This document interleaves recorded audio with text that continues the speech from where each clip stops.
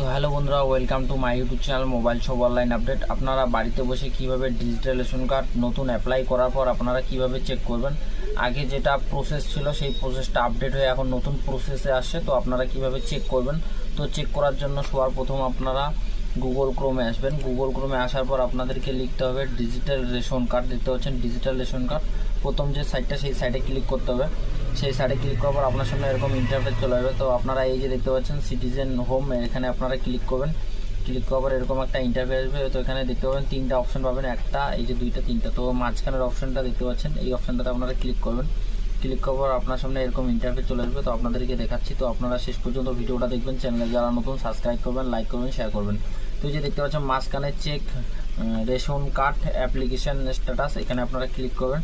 Click করার পর আপনারা যদি ডিজিটাল রেশন কার্ড অ্যাপ্লাই করার সময় আধার কার্ড নম্বর দিয়েছেন, আধার কার্ড নম্বরটা সিলেক্ট করবেন। এবং যদি আপনারা মোবাইল নাম্বার দিয়েছেন, তো মোবাইল নাম্বার দিয়ে চেক করতে পারবেন। তো এটাই আমার ছোট্ট ভিডিও।